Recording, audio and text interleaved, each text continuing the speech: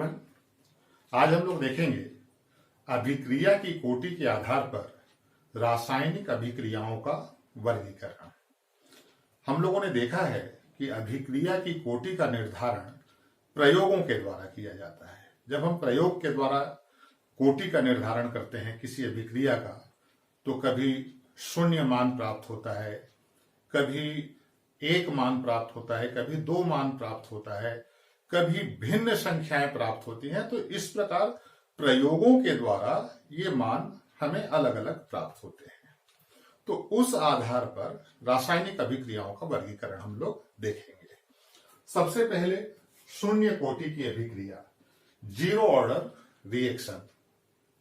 0 कोटि की अभिक्रिया का सबसे सामान्य उदाहरण है अमोनिया का विघटन। जब अमोनिया गैस को 800 डिग्री सेल्सियस तक गर्म किए गए प्लेटिनम या पैलेडियम की जाली पर प्रवाहित करते हैं, तो इसका विघटन हो जाता है नाइट्रोजन और हाइड्रोजन में।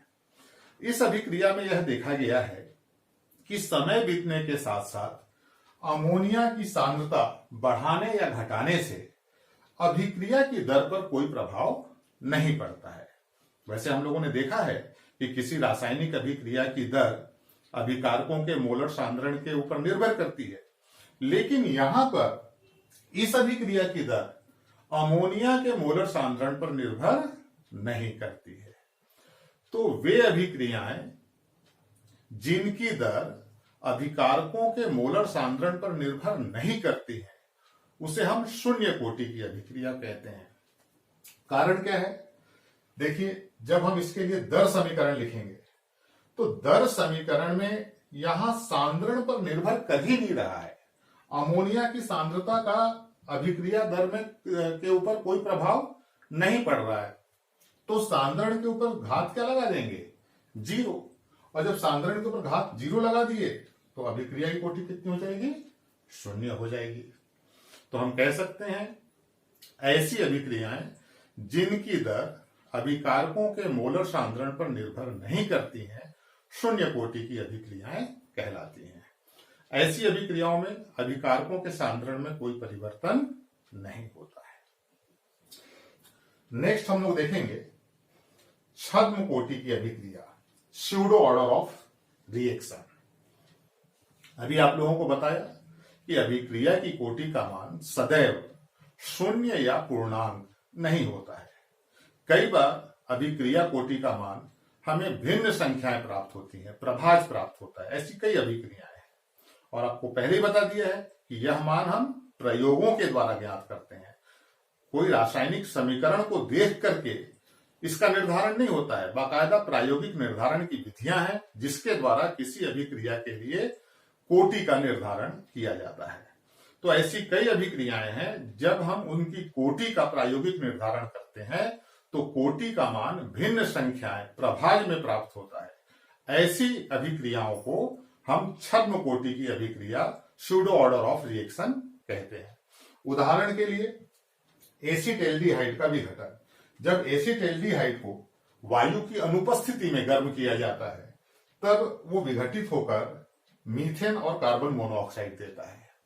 अब इस अभिक्रिया के लिए जब हम अभिक्रिया की कोटि का प्रायोगिक निर्धारण करते हैं तब यहां पर सांद्रण के ऊपर घात 3/2 प्राप्त होती है। तो जब सांद्रण पे घात 3/2 प्राप्त होगी तो अभिक्रिया को हम क्या कहेंगे? छद्म कोटि की अभिक्रिया।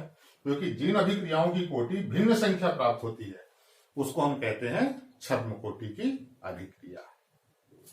तो ये जो 0 कोटि की अभिक्रिया है और छद्म कोटि की अभिक्रिया, ये संक्षिप्त टिप्पणी के रूप में एमपी बोर्ड में कई बार पूछी जा चुकी है। नेक्स्ट हम देखेंगे प्रथम कोटि की अभिक्रिया और द्वितीय कोटि की अभिक्रिया। देखिए, सीधी सी बात है, अगर किसी अभिक्रिया की दर सांद्रण के एक ही पद पर निर्भर करती है तो वो प्रथम कोटि की अभिक्रिया। सांद्रण के 2 पदों पर निर्भर करेगी तो द्वितीय कोटि की अभिक्रिया। सांद्रण के 3 पदों पर निर्भर करेगी तो तृतीय कोटि की अभिक्रिया। तो 0 कोटि और छद्म कोटि को छोड़कर अब आगे जितनी भी कोटि हैं अभिक्रियाओं की, वो इस बात पर निर्भर करती हैं कि अभिक्रिया दर सांद्रण के कितने पदों पर निर्भर करती है। तो यहां पर प्रथम कोटि की अभिक्रिया के कुछ उदाहरण लिखे हुए हैं, जैसे नाइट्रोजन पेंटाऑक्साइड का विघटन, हाइड्रोजन पेराऑक्साइड का विघटन, और अंत में लिखा हुआ है एथिल एसीटेट का जल अपघटन। एथिल एसीटेट के जल अपघटन में देखा गया है कि अभिक्रिया की दर केवल एथिल एसीटेट के सांद्रण पर निर्भर करती है। जल की मात्रा कम या ज्यादा करने से अभिक्रिया दर पर कोई प्रभाव नहीं पड़ता है। तो यहां अभिकारक 2 लिखे हुए हैं, लेकिन अभिक्रिया दर केवल एक ही अभिकारक के मोलर सांद्रण पर निर्भर करती है। तो यह प्रथम कोटि की अभिक्रिया का उदाहरण है। एमपी बोर्ड में एक बार प्रश्न आ चुका है कि प्रथम कोटि की अभिक्रिया से आप क्या समझते हैं। प्रथम कोटि की अभिक्रिया के 3 उदाहरण लिखिए। तो यहां पर हमने 3 उदाहरण दिए हैं जो प्रथम कोटि की अभिक्रिया को प्रदर्शित करते हैं। इसी प्रकार द्वितीय कोटि की अभिक्रिया को परिभाषित कर सकते हैं। वे अभिक्रियाएं जिनकी दर वो सांद्रण के 2 पदों पर निर्भर करती हैं, उनको हम कहेंगे द्वितीय कोटि की अभिक्रिया। तो जब अभिक्रिया की दर सांद्रण के 2 पदों पर निर्भर करेगी तो वो द्वितीय कोटि, 3 पदों पर निर्भर करेगी तो तृतीय कोटि, इस प्रकार से चलता जाएगा। यहां द्वितीय कोटि की अभिक्रिया का एक उदाहरण दिए हैं। यहां पर H2 और I2 के संयोग से ट्वाइज HI का बनना, ये द्वितीय कोटि की अभिक्रिया का उदाहरण है। तो इस प्रकार हम लोगों ने अभिक्रिया की कोटि के आधार पर रासायनिक अभिक्रियाओं का वर्गीकरण देखा। इसमें शून्य कोटि की अभिक्रिया और छद्म कोटि की अभिक्रिया अनेकों बार संक्षिप्त टिप्पणी के रूप में पूछी जा चुकी हैं। प्रथम कोटि की अभिक्रिया भी प्रश्न के रूप में आया है। इसमें प्रथम कोटि की अभिक्रिया का उदाहरण पूछा गया है कि प्रथम कोटि की अभिक्रिया के 3 उदाहरण लिखिए। हम लोगों ने इसके पहले वाले वीडियो में जहां दर स्थिरांक को परिभाषित किया था, वहां आपको बताया गया था कि दर स्थिरांक की जो इकाइयां हैं वो अलग अलग कोटि की अभिक्रियाओं में बदल जाती हैं। तो मान के हम चलेंगे कि कोई n कोटि की अभिक्रिया है, n की जगह 0 भी हो सकता है, कोई प्रभाज्य भी हो सकता है, 1 भी हो सकता है, 2 भी हो सकता है, 3 भी हो सकता है। तो अगर किसी अभिक्रिया की कोटि n है तो उसके लिए दर स्थिरांक की इकाई कैसे ज्ञात करेंगे और दर स्थिरांक की इकाई का मान क्या होगा, ये हम आगे देखेंगे। तो चलिए देखते हैं दर स्थिरांक की इकाइयां। हम मान के चलते हैं कि एक अभिक्रिया है जिसमें अभिकारक A है और ये उत्पाद में परिवर्तित हो रहा है t समय पश्चात, और इस अभिक्रिया की कोटि n है। प्रयोगों के द्वारा ज्ञात किया गया है कोटि कितना है, n। तो इस अभिक्रिया के लिए हम दर इस प्रकार से लिख सकते हैं, दर समीकरण dx बटे dt बराबर से k गुणित a की घात n, कोटि को घात के रूप में लिखते हैं। अब यहां k के लिए हमें इकाई ज्ञात करना है, दर स्थिरांक की इकाई ज्ञात करना है।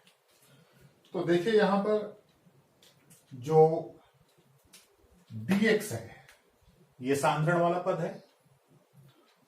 सांद्रण की इकाई क्या होती है, मोल प्रति लीटर। dt समय है, समय के लिए हम क्या लिखेंगे, सेकेंड। और यहां पर a ये भी सांद्रण वाला पद है। तो जब हम इसकी विमाएं ज्ञात करेंगे तो हम लिख सकते हैं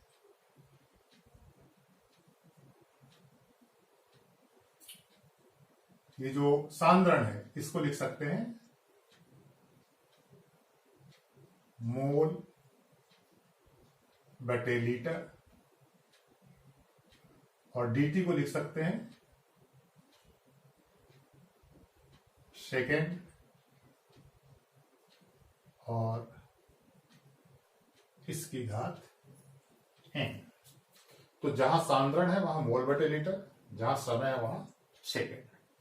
अब इसको सरल कर लेते हैं, k को छोड़कर बाकी सारे मान इधर ले आते हैं। तो हम लिख सकते हैं k बराबर,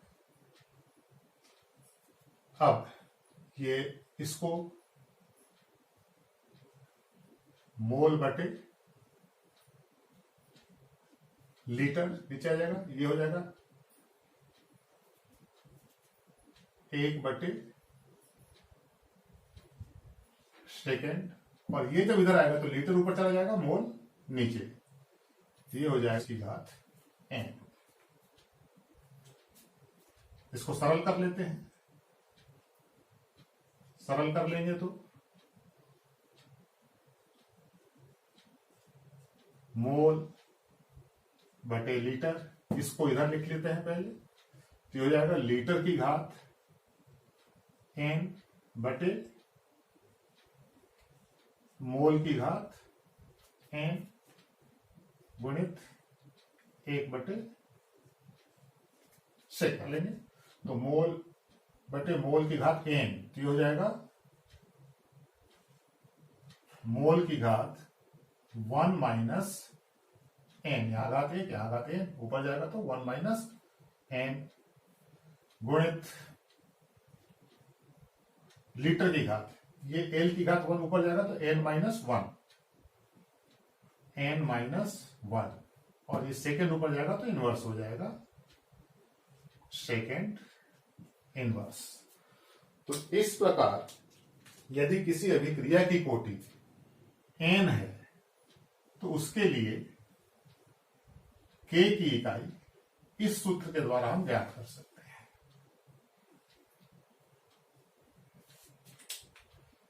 अब यहां पर हम देख सकते हैं जो अलग अलग कोटि की अभिक्रियाएं हम लोगों ने देखा है, उनके लिए इकाई का मान लिख सकते हैं।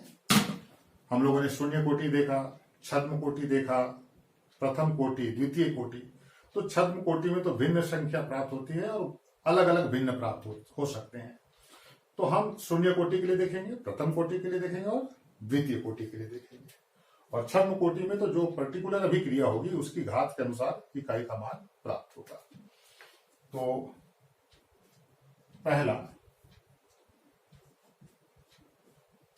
शून्य कोटि,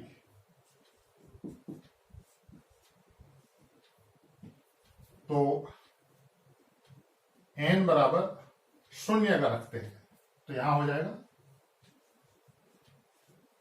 मोल, यहां n शून्य होगा तो l की घात -1 हो जाएगा, l की घात -1, और यहां सेकेंड इनवर्स। दूसरा हम देख सकते हैं प्रथम कोटि के लिए, प्रथम कोटि, तो प्रथम कोटि में n का मान कितना हो जाएगा 1, तो यहां 1 रखेंगे तो 1 माइनस 1 0, ये वाला पद खत्म हो जाएगा। यहां भी 1 रखेंगे, 1 माइनस 1 0, ये वाला पद खत्म हो जाएगा। केवल क्या बचेगा, second inverse. Second inverse. Third देखते हैं द्वितीय कोटि, द्वितीय कोटि, तो द्वितीय कोटि में n का मान कितना हो जाएगा 2, तो यहां पर जब 2 रखेंगे तो 1 माइनस 2 -1, मोल के ऊपर घात कितनी आएगी -1, मोल इनवर्स हो जाएगा। अब लीटर का देखिए, n की जगह 2 रखेंगे, 2 में से एक जाएगा 1, तो l के ऊपर घात, लीटर के ऊपर घात 1 आएगी, और सेकेंड इनवर्स। तो इस प्रकार ये जो दर स्थिरांक की इकाई है, ये वस्तुनिष्ठ प्रश्न के रूप में पूछा जाता है। इस अध्याय से एक वस्तुनिष्ठ प्रश्न आएगा, सही जोड़ी में या खाली स्थान में किसी भी कोटि की अभिक्रिया के लिए दर स्थिरांक की इकाई एमपी बोर्ड में पूछा जाता है। कंपटीशन में भी यहां से सवाल आते हैं। एक बार पीईटी में एक ऐसा सवाल आया था कि एक आंकिक प्रश्न था, और आंकिक प्रश्न में बहुत सारे मान दिए गए थे, कुछ निकालने के लिए दिया गया था। बस एक दिया गया मान था, दर स्थिरांक का मान अंकों में था, और उसके आगे उसकी इकाई सेकेंड इनवर्स लिखी गई थी। तो सवाल लंबा चौड़ा था, लेकिन उसमें अभिक्रिया की कोटि पूछी गई थी। तो यहां पर केवल सेकेंड इनवर्स दर स्थिरांक का जो मान था 963 ऐसा कुछ करके था, तो उसमें उसके साथ सेकेंड इनवर्स था। तो सेकेंड इनवर्स अगर के का मान इकाई में है, इसका मतलब प्रथम कोटि की अभिक्रिया है। तो कुछ नहीं करना था, दर स्थिरांक की इकाई से सीधे वो प्रथम कोटि की अभिक्रिया का निर्धारण हो जाता है। तो इस प्रकार ये जो इकाई है बहुत ज्यादा इंपॉर्टेंट है। एमपी बोर्ड में तो कई बार वस्तुनिष्ठ प्रश्न यहां से बने हैं। तो इस प्रकार हम लोगों ने आज अभिक्रिया की कोटि के आधार पर रासायनिक अभिक्रियाओं का वर्गीकरण देखा और अलग अलग कोटि के लिए दर स्थिरांक की इकाई का मान क्या होगा ये हम लोगों ने देखा। आगे के वीडियो में हम लोग समाकलित दर समीकरण देखेंगे, शून्य कोटि की अभिक्रिया के लिए और प्रथम कोटि की अभिक्रिया के लिए, और उसके बाद अर्धायु काल का हम निर्धारण करेंगे शून्य कोटि की अभिक्रिया के लिए और प्रथम कोटि की अभिक्रिया के लिए। तो आज के लिए इतना ही, बाकी अगली वीडियो